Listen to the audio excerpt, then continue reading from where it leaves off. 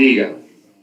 Una vez más con ustedes para estar en este tiempo de bendición, de compartir un poco de la palabra, pero sobre todo hoy queremos darle la oportunidad de responder a las respuestas y abordar el tema que estamos ya ocupados en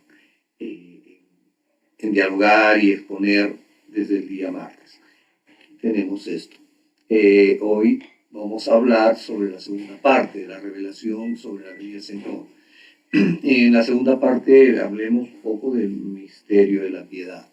Y en esto que tenemos hoy, el misterio de la piedad, hay algunas cosas importantes que quisiéramos introducir.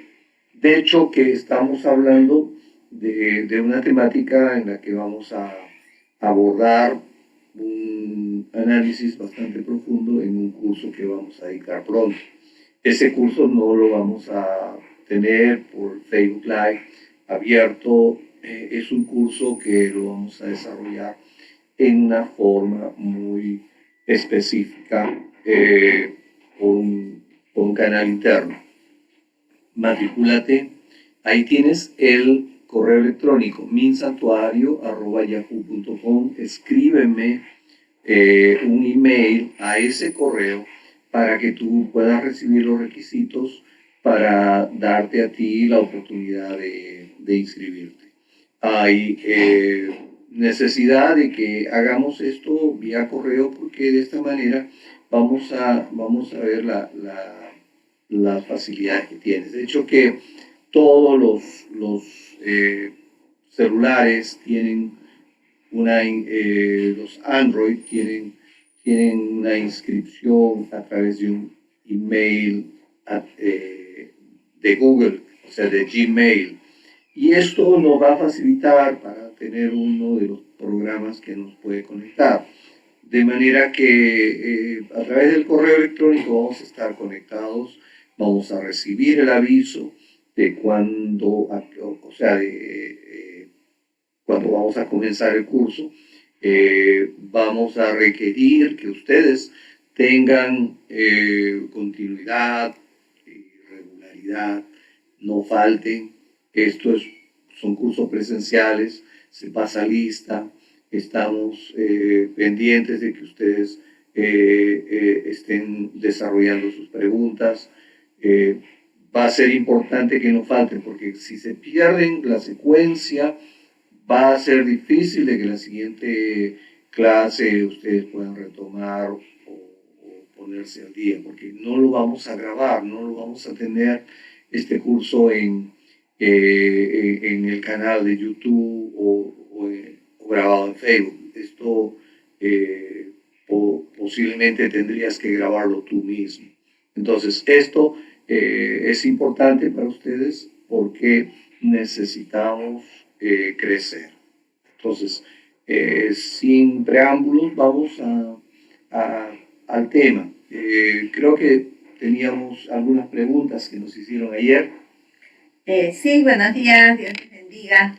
Es realmente un gusto poder estar con ustedes en esta mañana y poder seguir dialogando y conversando acerca de este tema que es tan importante, tan interesante y tan actual, ¿verdad? Tantas preguntas acerca de estos tiempos, de qué cosa es lo que está pasando, ¿no? Y qué cosa es lo que el Señor está hablando con respecto a los acontecimientos que estamos viendo en estos tiempos.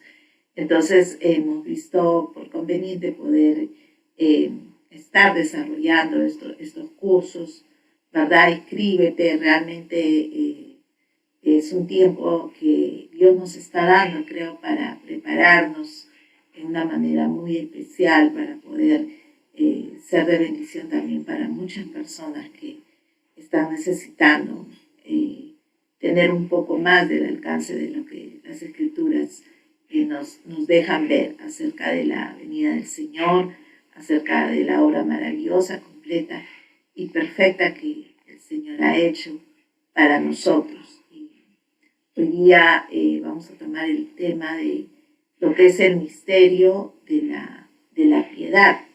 Y es un tema muy, muy interesante. Vamos a ver esto en el libro de Timoteo, primero de Timoteo, capítulo 3, versículo 14, donde Timoteo, ¿verdad?, que era discípulo de Pablo, del apóstol Pablo, está hablando él acerca del misterio de la piedad.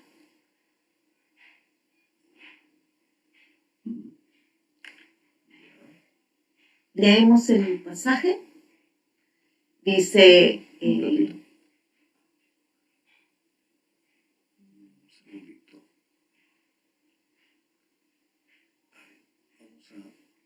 Vamos a pasar esto.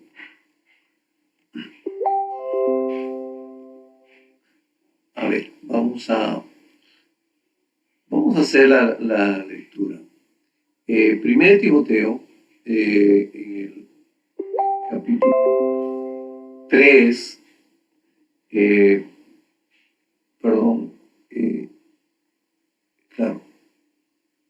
Primero Timoteo, capítulo 3, verso 14, dice: esto te escribo aunque tengo la esperanza de ir pronto a verte, para que citarlo sepas cómo debes conducirte en la casa de Dios, que es la iglesia del Dios viviente, columna y baluarte de la verdad. E indiscutiblemente grande es el misterio de la piedad, que Dios fue manifestado en carne, justificado en el Espíritu, visto de los ángeles, predicado a los gentiles, creído en el mundo, recibido arriba en gloria. ¿Ok? Entonces, esto es lo que el mismo apóstol Pablo está refiriendo, ¿no? Yo creo que con respecto a esto tenemos una expectativa de comprender cómo la revelación de Dios a la iglesia tiene, respecto a su venida, tiene toda una relación de temas muy importantes. O sea, estamos estableciendo el fundamento. O sea, siempre por labor docente necesitamos partir del fundamento. En la clase o el tema anterior que hablábamos de la gracia dada, veíamos que el apóstol Pablo había recibido el respaldo de Dios para ser un apóstol a los gentiles y para llevar la luz del Evangelio de Jesucristo a aquellos que no eran judíos. Y esto hace que se cumpla la promesa que se dio a través de Abraham, que dijo: en ti serán benditas las naciones. Entonces, esto es muy, muy importante notar como fundamento para lo que estamos explicando, porque la revelación de la venida del Señor no es un asunto de que hoy tenga un patrimonio, un ministerio, dos, o una iglesia, o un siervo, o una sierva, un profeta, o un apóstol. No, es la revelación en el sentido correcto es una luz, una promesa que Dios ha soltado a la iglesia ya desde el tiempo que el Señor le encargó a los santos hombres de Dios que escribieron el Nuevo Testamento, y ese Nuevo Testamento tiene la unidad de la revelación que hay también en el Antiguo Testamento. O sea, el mismo Espíritu que ha estado guiando a tantos hombres y mujeres en todas las edades respecto a cómo es que debemos de vivir, cuál es el plan, el propósito de nuestras vidas. Es el que nos lleva a nosotros a entender que ese propósito en tu vida encaja con que tú seas un hombre, una mujer, atentos a que tu manera de vivir esté siempre expectante de que el Señor, si bien es cierto, no va a venir mañana, pero tú tienes que vivir como si Él fuera a venir esta noche. ¿Estamos? Entonces, a la iglesia se le reveló lo que significa el misterio que yo les comentaba, que una palabra es misterio ahora revelado. Ok, el misterio ahora revelado de la piedad ya era claro. El apóstol Pablo lo ha expuesto con sencillez, en donde él dice que Dios fue manifestado en carne, justificado en el Espíritu, visto de los ángeles, predicado a los gentiles, creído en el mundo y recibido arriba en gloria. Y cuando hablamos de esto, estamos viendo de que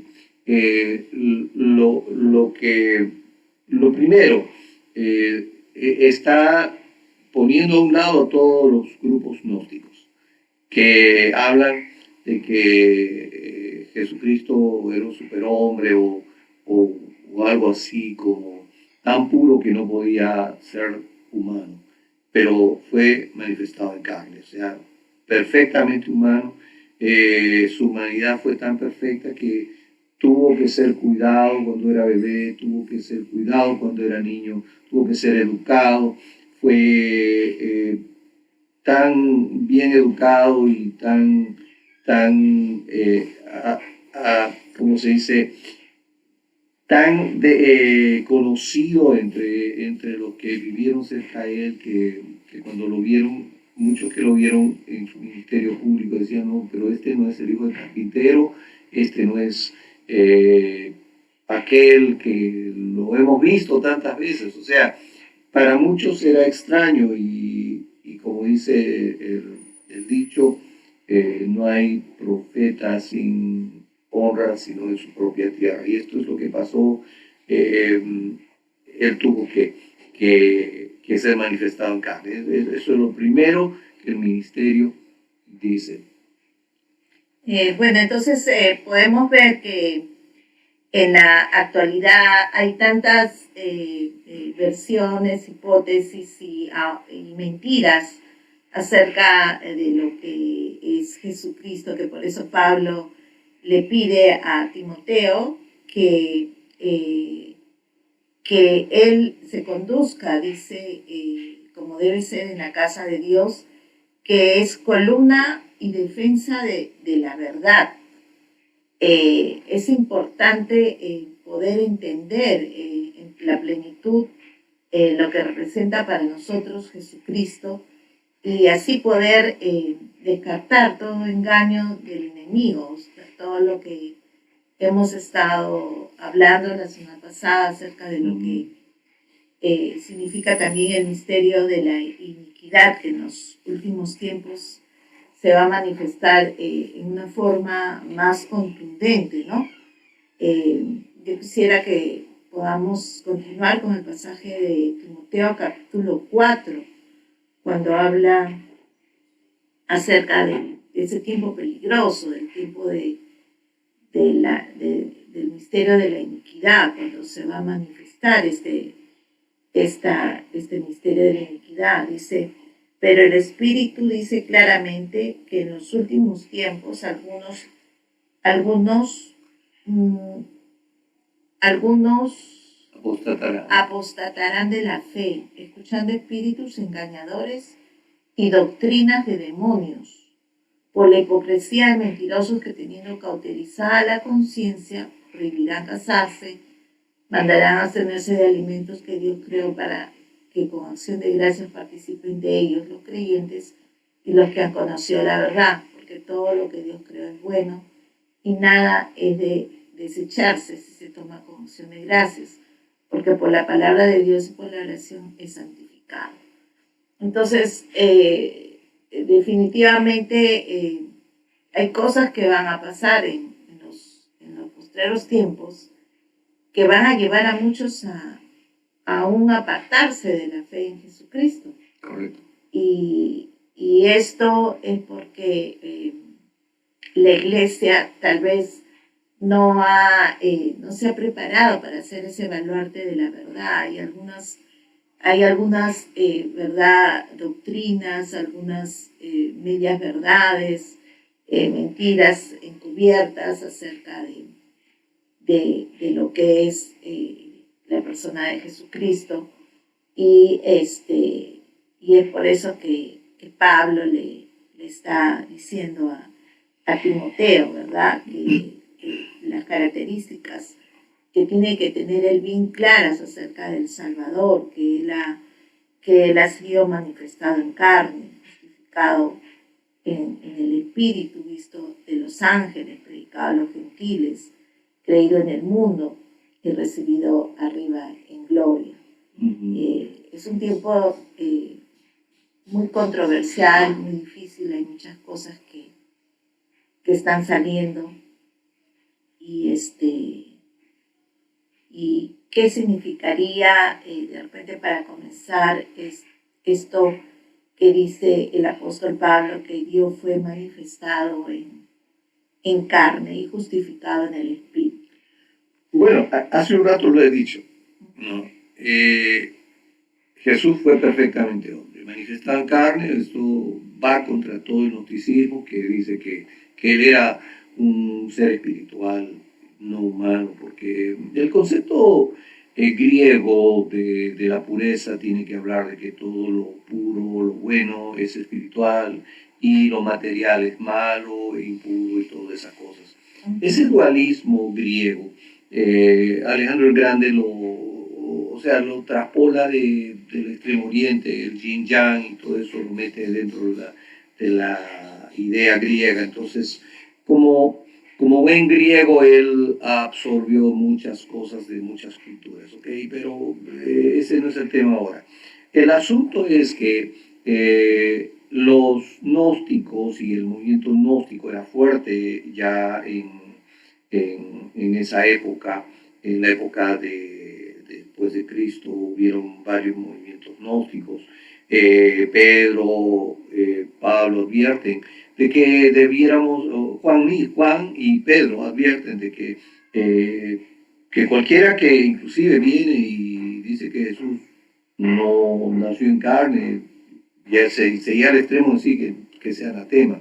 O sea, había muchos que hablaban de eso y hasta el día de hoy hay gente que ha extraído esas enseñanzas y las está reeditando, las está trayendo ¿cómo se llama? A volverlas a revisar y quieren implantarlas. Es más, los movimientos de pensamientos actuales tienen bastante herencia de todo ese gnosticismo, pero lo importante es que el Señor fue perfectamente humano, fue de naturaleza humana. Ahí es donde se habla de la humillación de Cristo, o sea, cuando Él se despojó. Él se despojó de toda su deidad, no estimó como una cosa que aferrarse, y esto lo hablamos el domingo. Es muy importante que entendamos esto. Para ser perfectamente hombre se despojó, pero cuando Él está allí en la cruz, Él entrega el Espíritu. Era perfectamente hombre y entonces no podía quedarse sin su deidad y sin su humanidad. Entonces Dios le vuelve la deidad. Esto no lo hablamos todo el domingo, esto lo hablé el sábado en la culminación de la temática del seminario de la cizaña.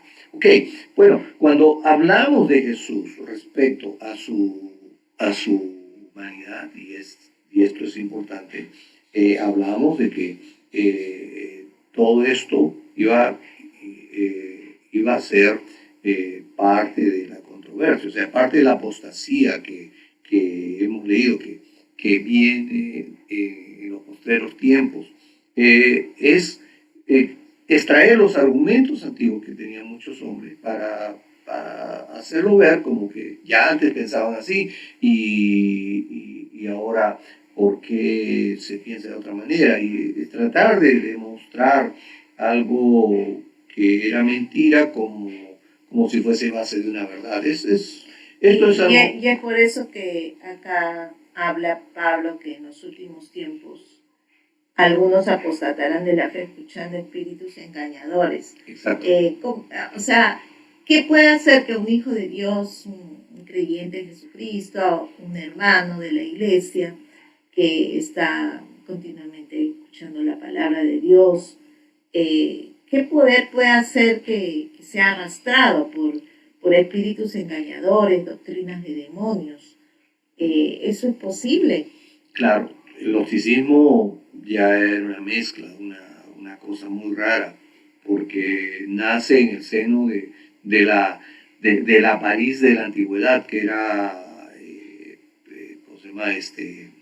Alejandría.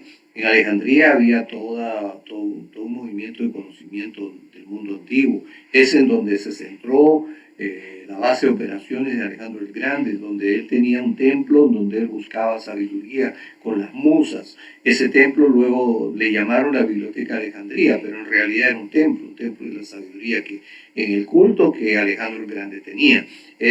Allí es donde él obtuvo toda su sabiduría y la gente siempre estuvo pendiente de lo que el templo desechaba, porque acuérdense, todas las bibliotecas antiguas, todos los lugares en donde habían escritos antiguos, cuando los escritos estaban viejos, se quemaban y se renovaban y el rollo antiguo se quemaba. Pero ahí en Alejandría no se quemaba, lo vendían todos los rollos viejos, los vendían, y esos rollos viejos eran los que inundaron el mundo antiguo. Entonces había gente ávida de tomar el conocimiento de los griegos, de Alejandro el Grande, y ahí es donde nacen las mezclas, porque la base del pensamiento griego es el sincretismo.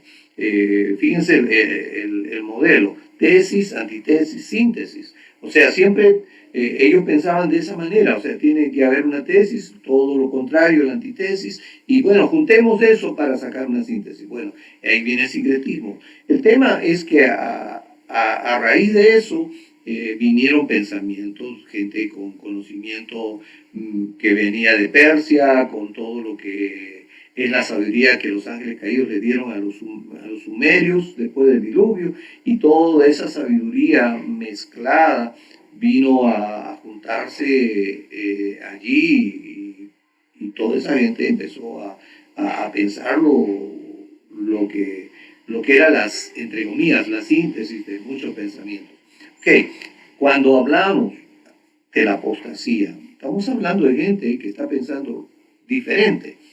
Están escuchando espíritus engañadores y doctrinas de demonios. ¿Y por qué habla Pablo que el Espíritu dice que en los posteriores tiempos esto va a aumentar? O sea, ¿qué tiene que ver esta apostasía, este engaño de estos espíritus engañadores? Que de pronto ya Pablo estaba viendo en ese tiempo que ya estaba en acción todo esto, pero dice que en los posteriores tiempos, ¿no? Esto va a aumentar, o sea, los cristianos, los hermanos en Cristo van a terminar apostatando de la fe en el Señor. ¿Qué cosa es lo que puede estar pasando en estos tiempos o qué está llevando a la iglesia a apostatar de la fe en Jesucristo como tendríamos que estar nosotros apoyados en esa fe? Pablo lo dice, escucharán espíritus engañadores y a doctrinas de demonios. Okay. Cuando una persona tiene iniquidad en su vida, tiene un área deformada, un área torcida, es blanco fácil para que el poder del enemigo que está envolviéndolo lo engañe y lo lleve hacia la mentira. Y esto pasa con todo aquel que siendo cristiano luego terminó fabricando una herejía y un culto herético. Es lo que ha pasado. Puede ser puertas abiertas que dan acceso a que ese poder engañoso, esos espíritus engañadores afecten a la iglesia. Exacto. Miremos en la historia, si ustedes revisan todos esos grupos heréticos, no miremos tan atrás, miremos solamente el siglo pasado, 1900. Miremos cómo se van de la sana doctrina y empiezan a armar cultos raros, cultos casi sofisticados y algunos con aparentes visiones o manifestaciones proféticas y un poder de control sobre mucha gente y todas esas cosas. Pero en el fondo muchos de esos cultos han tenido hombres que ya se habían desviado tras el adulterio, la fornicación. Entonces ellos estaban deformados en la iniquidad de su impureza sexual. Entonces, cuando ellos empezaron a leer y a entender la Biblia, la entendieron diferente, torcida, de una manera inadecuada. Otro gran hombre que es conocido y se puede mencionar su nombre porque es parte de la historia de la iglesia y es parte de lo que nosotros debemos de tomar como lección de cómo Dios actuó con hombres que estuvieron dentro del Evangelio. Y este era un gran evangelista, William Branham.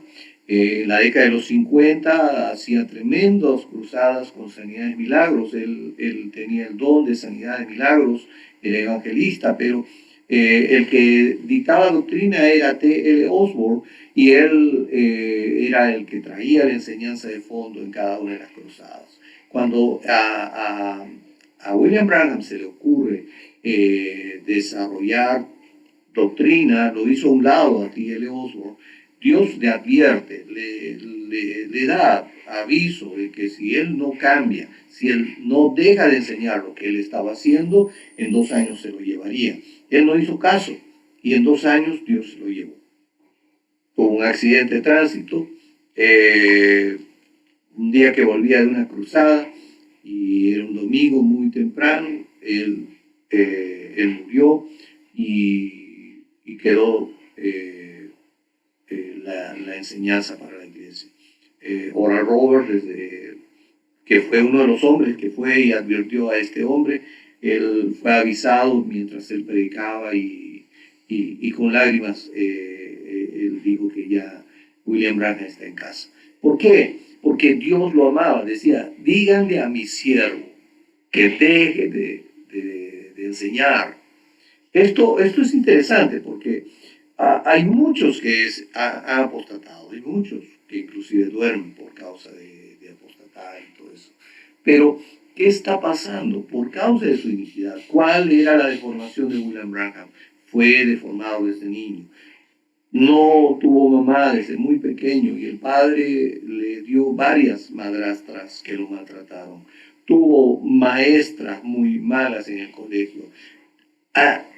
A tal punto de que él tuvo un odio tan grande a la mujer que cuando él pudo y desarrolló una doctrina, ha desarrollado una doctrina que es contraria a la revelación de Dios sobre el hombre y la mujer. La antropología bíblica la rebasó totalmente y él dice que la mujer tiene que ver con una herencia de la serpiente. Entonces, ya ahí salió de la doctrina, salió de la palabra, de la revelación de Dios a nosotros, salió de la antropología bíblica. Entonces, Dios le advirtió, él no quiso y se lo llevó. Ok, ¿cuál es el resultado de la desobediencia, ¿no? Él quiso hacer lo propio, quiso hacer lo suyo, pero Dios era soberano, él quería cuidar a su iglesia y eso es lo que hizo. Ahora, hay muchos que han apostatado por causa de estos hombres que se apartaron de la verdad, que escucharon espíritus engañadores y a doctrinas de demonios. Esto es verdad, hay muchos. Ese predicador que en Guyana se suicidó con un montón de gente, fue terrible. O lo que pasó en Waco, Texas, es otro que llevó a cabo esto. Aquí habla en Timoteo que esto pasa por la hipocresía de mentirosos, dice que teniendo cauterizada la conciencia. ¿A qué se refiere de esta gente que tiene cauterizada la conciencia, que puede arrastrar a llevar a la iglesia o a parte de la iglesia a apostatar de la fe, a escuchar doctrinas demoníacas, ¿verdad? A pervertir su fe y apartarse del camino del Señor? Bueno, se nos ha enseñado que nosotros vivimos en gracia y eso es verdad. Ese es el diseño de Dios para un cristiano.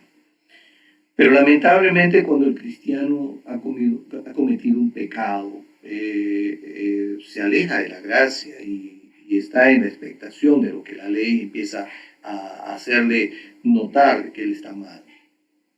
Una extensión de la gracia, podríamos decir, como una red de contención. Él cae hacia lo que la ley empieza a recordarle a su mente, a su conciencia, y el Espíritu toma de la ley que él sabe, de las Escrituras que él sabe. ¿Por qué? Porque los mandamientos de Dios aún están vigentes para instruirnos, para hacernos recordar qué es lo bueno y qué es lo malo.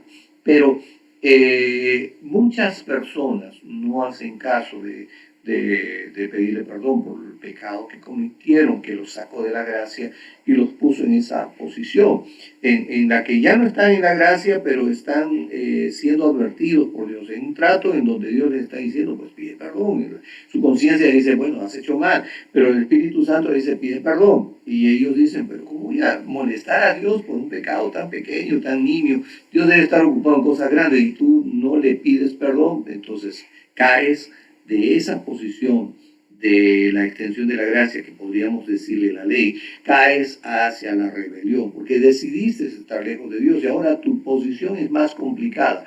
Te has alejado a 2 escalones más lejos de la gracia. Cuando estás en la rebelión y cometes varios pecados similares que te sacaron de la posición de la gracia, esa reiteración de pecados te hace cauterizar la conciencia. Cuando tu conciencia ya se cauterizó, entonces tú has fabricado una iniquidad. Entonces, ¿qué es lo que sucede ahora? Cuando una persona tiene iniquidad, es que la conciencia se le cauterizó. Es lo que este pasaje está hablando respecto a esas personas que, teniendo cauterizada la conciencia, están actuando con hipocresía. Entonces, ¿qué es lo que sucede? Una conciencia cauterizada te hace percibir el mundo de una manera diferente. Te puede hacer enseñar cosas que de repente tú mismo no tienes convicción, claro, simplemente por estar siendo guiado por estos espíritus engañadores, ¿verdad? Así es. Y qué curioso que pueda arrastrar a otros. Entonces, estos otros quiere decir que también es posible que hayan caído de la gracia de Dios y están llenos de iniquidad. Qué importante es para nosotros como hijos de Dios entender lo que es la iniquidad y limpiarnos de ella para no ser presa de aquellos que se alejaron ya de esa gracia de Dios por no querer arreglar sus cuentas, por rebelarse contra Dios, por querer seguir en iniquidad. O sea, definitivamente se nota que no solamente aquel que enseña y está en iniquidad arrastra a muchos, sino aquellos que también están en iniquidad y no han arreglado sus cuentas están corriendo un riesgo grande de ser arrastrados con este tipo de doctrinas que ya acá vemos que están prohibidos casarse, comer algunas cosas, pero hay otros movimientos, ¿no?, que no necesariamente han incurrido en esto. Conocemos una religión, ¿verdad?, muy seguida a nivel mundial, que es la religión católica, donde se le prohíbe casarse a los varones, pero en los últimos tiempos hemos visto tal cantidad de aberraciones, de violaciones a niños, de de pedofilia en estas organizaciones que realmente corre riesgo toda la gente que está en estas organizaciones de terminar apostatando de su fe en Jesucristo, si en algún momento ellos han creído, ¿no? en Jesús como su Señor, como su Salvador. De alguna manera este pasaje no lo soporta el clero católico, porque como que esto los aludiera directamente. Y hay otras religiones también que prohíben, ¿no? Algunos alimentos, ¿no? Como tomar café, tomar esto, el otro.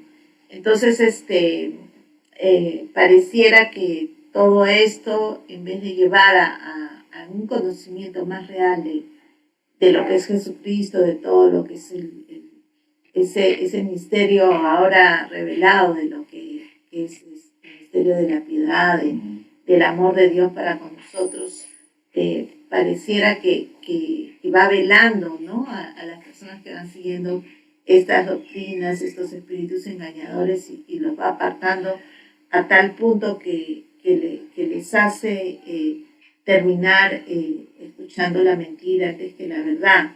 Acá en lo que continúa de Timoteo capítulo 4, 6, le sigue hablando Pablo a Timoteo y le dice: si esto enseñas a los hermanos, serás buen ministro de Jesucristo. Le estaba hablando de que todo lo que Dios ha creado es bueno y no hay nada para desecharse, ¿no? Porque por la oración es santificado, dice. Dice: si esto enseñas a los hermanos, serás buen ministro de Jesucristo, nutrido con las palabras de la fe y de la buena doctrina que has seguido. Desecha las fábulas profanas y de viejas, ejercítate en la piedad, ¿no? Entonces, acá le está pidiendo Pablo a Timoteo que enseñe realmente lo que significa todo lo referente a la salvación en Jesucristo, y que deseche todo lo que es fábulas profanas. ¿A qué se refiere Pablo con esto cuando dice a fábulas profanas y de viejas? No olvidemos un poco el contexto de Pablo. Pablo en su época no solamente lidió con gente que tenía algún matiz gnóstico, sino que por otro lado él tuvo que lidiar con los de la circuncisión. La gente de la circuncisión son los que pensaban que para ser cristiano primero había que ser judío y luego ser cristiano. Parece un poco a algunas personas de esta época, pero en esa situación fue claro y definitivo el Concilio de Jerusalén. Ahí se definió cómo tenía que obrar, o sea, el cristianismo respecto a las cosas judaicas y a las cosas que tenían que obligarse a los que entraban al camino de Cristo, al Evangelio, sean paganos o gentiles.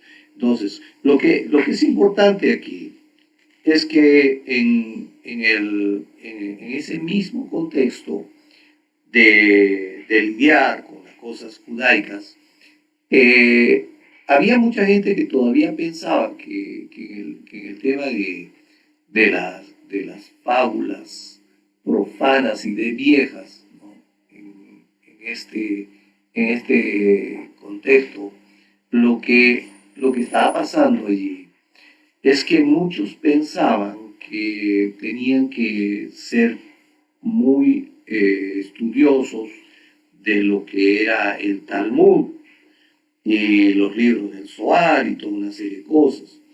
Y el problema es que el Talmud no es otra cosa sino es un acopio de los comentarios de muchos hombres que fueron maestros en Israel, hombres importantes, que aportan sobre pasajes de las Escrituras, tanto de la instrucción como de los profetas y los poéticos. Ellos dan opiniones respecto a esto. O sea, es como el día de hoy tú te vas y vas a un comentario bíblico de teólogos conocidos, Trenchard y no sé qué otros más.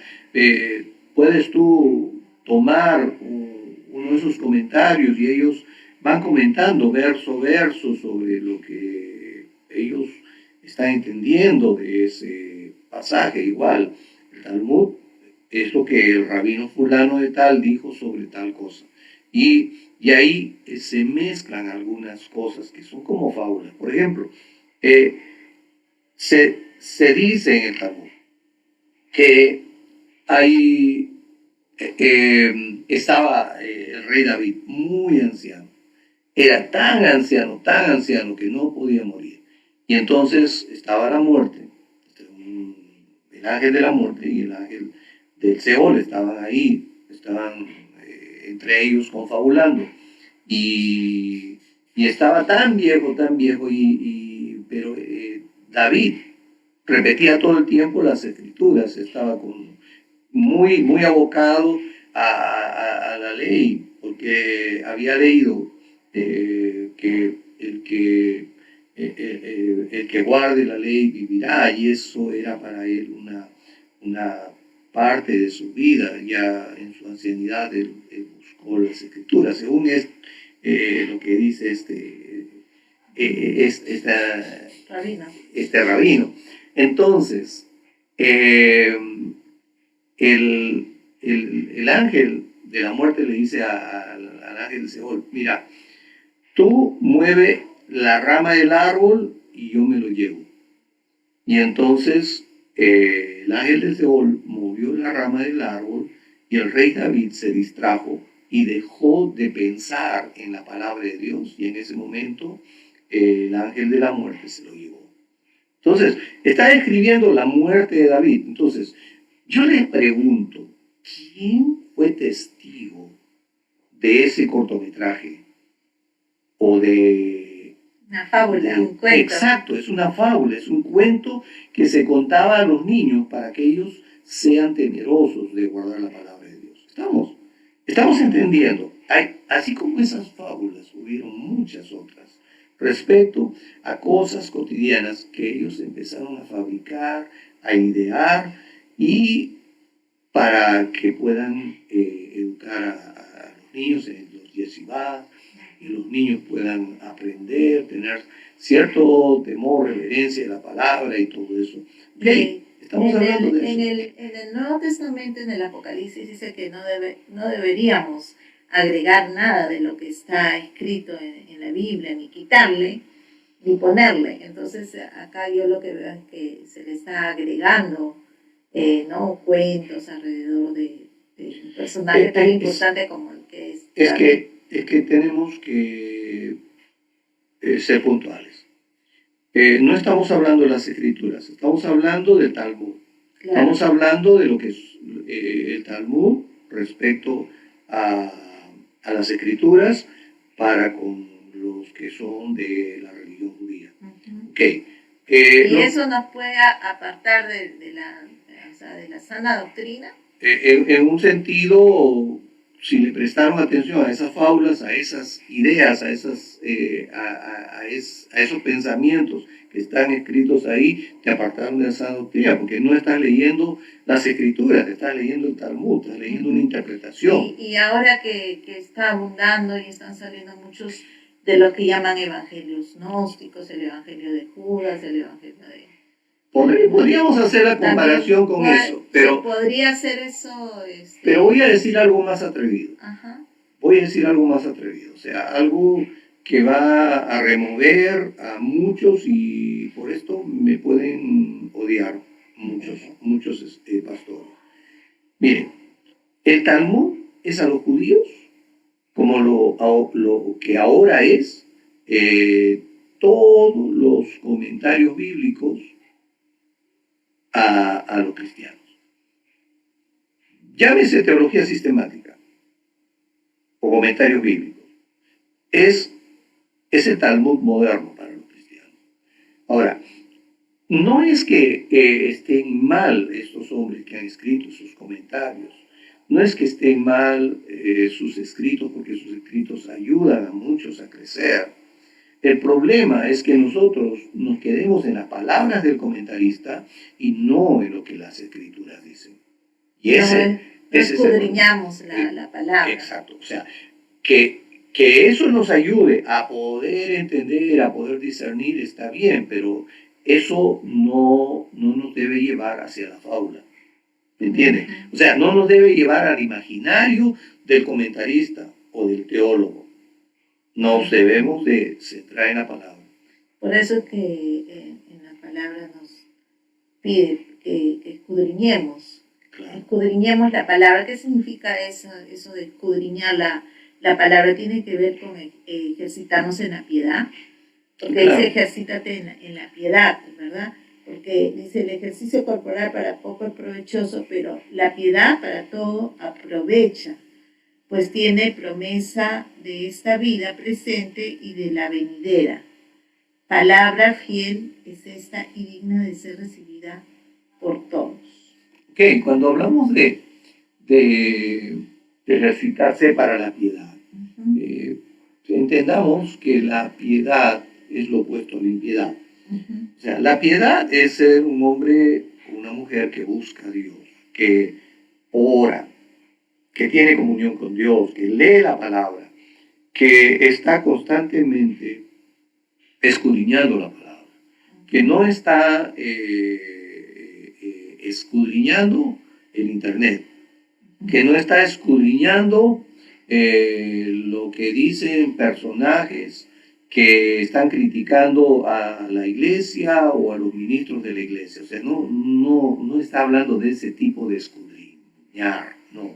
Está hablando de escudriñar la palabra, las escrituras, la Biblia, la que tú puedes tener, la que tú tienes en tu mano, la que tú empiezas a recibir el mensaje de Dios, escudriñas las escrituras. Entonces, ¿Qué significa de pronto más profundamente eso, escudriñar la palabra? Actualmente hay muchas versiones de la Biblia y tiene que ver con buscar de pronto el original en griego, en hebreo, o otras versiones, y compararlas. ¿Eso es escudriñar la palabra? Yo creo que estamos en un tiempo muy especial. Yo siempre lo enseño, lo digo, lo comento. El hombre, o sea, el cristiano del tercer milenio, en la iglesia del tercer milenio, tiene un privilegio muy grande, muy diferente a lo que, por ejemplo, tenía un teólogo en 1750 cuando empezó a desarrollar la teología sistemática. ¿Por qué? Porque nuestra autoricidad bíblica es diferente. Ahora tenemos muchas versiones de las escrituras. En esta versión de Sword, miren bien allí, toda la parte de arriba, les voy a traer, miren, todas estas partes de acá, todo lo que está acá arriba son versiones de la Biblia. ¿Cuántas versiones de la Biblia tenemos? Tenemos hartísimas versiones de la Biblia. Acá tenemos como 80 versiones de la Biblia. Entonces, ¿qué es lo que hacemos?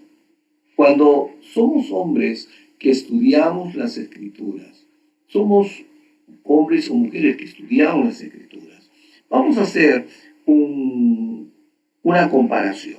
Y se lo pongo en una demostración de comparar, por ejemplo, este verso, ¿no?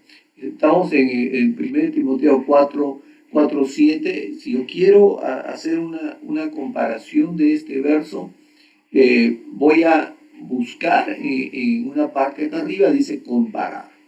Entonces, cuando pongo comparar arriba, ¿no? Tengo en 1 Timoteo 4:7, tengo todas las versiones en ese versículo y cómo las versiones están hablando. Una dice, rechaza los mitos, ¿no? Ya. rechaza los mitos profanos, que son cuentos. La versión castellana de Castilla, ¿no? Y se rechaza los mitos profanos, que son cuentos de viejas. Ok, ¿no? Otro dice, rechazan las leyendas profanas y otros mitos semejantes en la Biblia al día. Entonces, fíjense, aquí tenemos una riqueza. Una forma de escudriñar. Estamos escudriñando todo. La palabra dice que escudriñar nos lleva a tener la promesa de la vida eterna. Y escudriñamos todo. Ahora, aún más, ¿no? Tú en esta versión de las Escrituras tienes una en la que está el griego. Por ejemplo, ahí te sale lo que el griego, ¿no? Bébelos, que es profanas, ¿no? Dice. Y entonces empiezas a darte cuenta, revisas tú lo que es el significado de cada palabra, la palabra fábulas, muxos, en todo esto. Claro, entonces tú empiezas a darte cuenta cómo esto tiene significado, o sea, toma significado para nosotros. Yo creo que estamos en una época muy, muy bendecida para poder escudriñar las Escrituras. Sí, porque acá dice que el ejercicio corporal en el 8, de 4:8 de Timoteo dice, porque el ejercicio corporal para poco es provechoso, pero la piedad para todo aprovecha, pues tiene la promesa de esta vida presente y de la venidera. Entonces, no es en vano que nosotros nos dediquemos a la lectura, a escudriñar la palabra, porque eso nos va a servir para todo. Nos va a servir para esta vida y para la venidera, ¿no? Para el tiempo de la venida del Señor. Imagínense que estamos hablando de un joven. Un joven que está muy influenciado por la cultura de su tiempo. La cultura del tiempo fue la cultura con toda la profundidad del pensamiento griego, y los romanos, ellos daban mucho culto a los ejercicios físicos.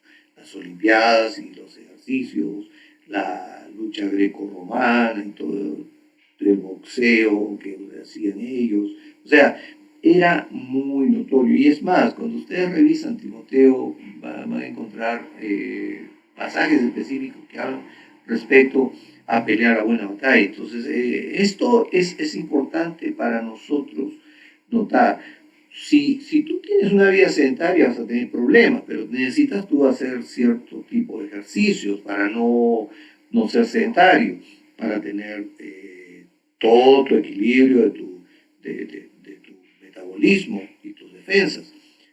Pero ir en exceso a estar todo el tiempo pendiente de que tu músculo debe de crecer 2 centímetros más en este mes o esta semana, que los anabólicos no están dando resultado, que puede pasar, puede terminar descerebrado. Y conozco un jovencito que terminó con un problema tremendo por causa de los anabólicos, porque los tomó en exceso, y un jovencito, estoy hablando de un jovencito que era temeroso de Dios, pero necesitamos nosotros ser cuidadosos. O sea, ir al extremo de que el ejercicio corporal es el centro de tu vida, eso no te trae provecho.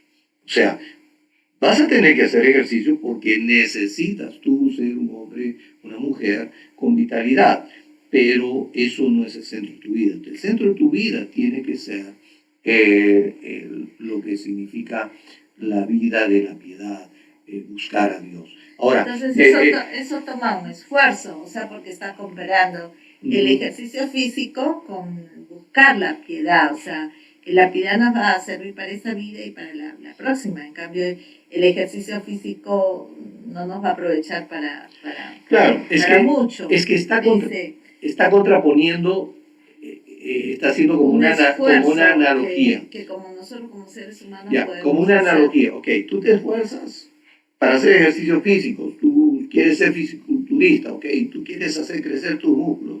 Mira, eso no te va a ayudar. Haz crecer tus músculos espirituales. ¿Me estás entendiendo? Los anabólicos de la palabra de Dios. O sea, eso es lo que te está diciendo el Señor. Entonces, algo que quería decirles hace bastante rato, ya antes de terminar, porque estamos con el tiempo para finalizar. Escudriñarlo todo y retener lo bueno. Hay mucha gente que piensa que es escudriñar todas las religiones, todas las filosofías, todo el internet y lo que crees bueno lo retienes. Eso no es verdad. Cuando dice escudriñarlo todo y retener lo bueno, está hablando de todo lo que está dentro de las escrituras. ¿Por qué? Tú no vas a retener la idea que tuvo David cuando estuvo mirando a una chica bañándose desde la azotea de su casa. ¿Me entiendes? O sea, vas a retener lo bueno de la enseñanza, no lo que David hizo mal, sino de las cosas que David hizo bien. ¿Estamos? Ok, en las escrituras hay ejemplos muy claros, muy transparentes, de mostrar cómo es que algunas personas incurrieron en lo malo. Pues retener lo bueno no significa que eso malo tú tengas que vivirlo, pasarlo o pensar que te va a pasar a ti. No, retener lo bueno, que significa todo lo opuesto a lo malo. Entonces, tengan cuidado. Escudriñarlo todo no es que tú te metas al internet y te pongas a escudriñar todo lo que dicen esas personas que parecen judías y no son judías y dicen que son cristianas, pero algunos... Los que se dicen ser judíos y no lo son. Claro. Tampoco significa que te pongas a criticar con aquellos que están criticando a fulano, mengano, que por qué tiene la iglesia tan grande, que por qué tiene esto tan grande, o por qué tiene tanto, y te pones en eso. Tampoco te metas en el tema de escudriñar lo que están diciendo y terminas tú pensando de que el hombre fue creado por los alienígenas. Terminas fuera de las escrituras, ¿me entiendes? Entonces, ¿qué cosa es lo que tienes que escudriñar? Es tu palabra, tus escrituras. El resto, en el internet hay muchas cosas que no deberías ni siquiera verlas, ni escucharlas. Esto debería ser algo en donde tú tienes que tener mucho cuidado. Creo que tenemos que terminar. Pablo termina esta idea diciendo: palabra fiel es esta, y digna de ser recibida por todos, que por esto mismo trabajamos y sufrimos oprobios. ¿Qué versículo es? Es Timoteo 4:9. Ya. Sí. Ahí está. Palabra fiel es esta, y digna de ser recibida por todos, que por esto mismo trabajamos y sufrimos oprobios, porque esperamos en el Dios viviente, que es el Salvador de todos los hombres, mayormente de los que creen. Qué hermoso. Entonces Pablo trabajaba en escudriñar la palabra, ¿verdad? Estaba trabajando en conocer más profundamente las escrituras para no ser desviado y llevado por toda esta serie de fábulas y de cosas que en ese tiempo ya se estaban dando, pero que dice que en los posteriores tiempos va a haber mucho de eso, o sea, va a aumentar eso y va a haber mucha apostasía, ¿verdad? Es más, dice que el Señor no viene hasta que no se manifieste el inicuo, el hombre de pecado, ¿verdad? Y muchos apostatarán de la fe. Entonces es importante, si estamos viendo señales de los últimos tiempos, que nos preparemos, hermanos. Es vital, es importante para esta vida y la que ya el Señor nos va a dar cuando esté con nosotros. Yo realmente les motivo, les invito a que podamos juntos estar escudriñando. Lo que vamos a hacer es escudriñar la palabra desde Génesis hasta el Apocalipsis, ¿verdad? Con respecto a todas estas cosas que estamos hablando ahora, que tienen que ver con el misterio de la piedad y con el misterio de la iniquidad. Es importantísimo este tema. El Señor nos ha estado preparando, nos ha estado haciéndonos esforzar en escudriñar las escrituras ya hace bastantes años. Y ya son 10 años. Sí, más de 10 años que estamos escudriñando estos temas, y realmente vemos que son vigentes. Perdón, 12 años. Bueno, lo importante es que le hemos dedicado buen tiempo y yo creo que cuando Dios enciende una luz, cuando Dios nos hace entender cosas que son importantes para nosotros, ¿verdad? Y para la iglesia, no podemos esconder esa luz, no podemos dejarla debajo de la cama, necesitamos nosotros exponer esa luz y si va a ayudarnos para esta vida y para la vida eterna, bueno, gloria a Dios, como dice mi esposo, escudriñemos todo y retengamos lo bueno. Todo de la Escritura. Amén. Ok, no se olviden, matricúlense, escriban a minsantuario@yahoo su nombre, su intención de matricularse en el curso. El curso se llama El Misterio de la Piedad y el Misterio de la Iniquidad. O sea, vamos a traer luz sobre lo que significa esto. Son dos cosas que tenemos que entender, o sea, para que como cristianos no se nos engañe, no tengamos ningún engaño por ningún lado. Entonces, matricúlense. Esto van a recibir los requisitos y ustedes van a poder desarrollar un tiempo de estudios. Vamos a buscar que el horario sea el más adecuado. Estábamos pensando de que sea un horario en donde el tráfico del internet no esté pesado, pero que no tenga que ser tampoco en un horario en el que tenga conflicto con sus labores de casa, de trabajo, en donde ya los niños no estén siendo una carga si es que tienes niños. Pero estemos atentos. Matricúlate. Tengamos en claro esto. Escríbenos y pon tu nombre y ahí sabremos tu correo electrónico para poder devolverte a ti todo el reglamento de inscripción. Que el Señor te bendiga. Muchas bendiciones para todos. Que el Señor complete toda vuestra vida de bendición. Hasta el día de mañana. Bendiciones.